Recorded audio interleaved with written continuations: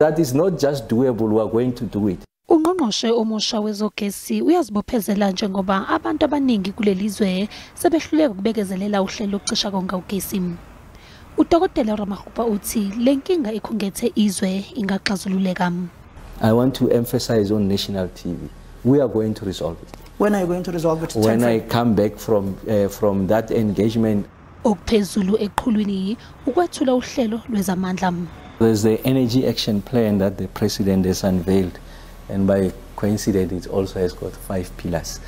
So the first one is on the what we call the generation sides.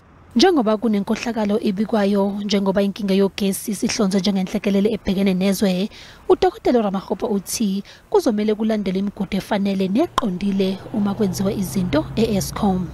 The point must be made.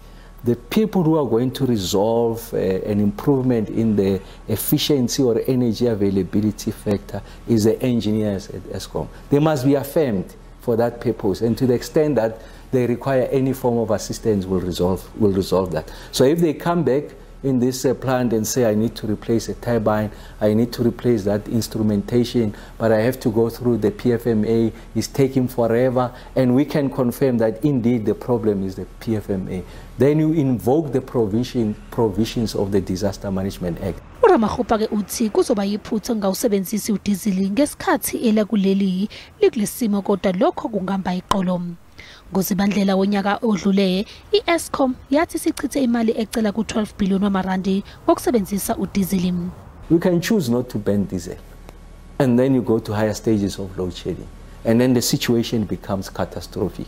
And accept that, or accept that that banning of diesel is an intervention that is required to address the deterioration in the energy availability factor. Manje njengoba abaningi sebamukela ukwethula kaNgqongqoshe wezogesi, wonke amehlo azobethe nje kuNgqongqoshe ukuthi kuzoya ngamagama enkehli yini, ikakhulukazi ngoba abanye abaholi bengaphambi kwakhe babenza izethembiso zokuthi lelizwe angeke enhlobo nje lize lizithole linenkinga yogesi.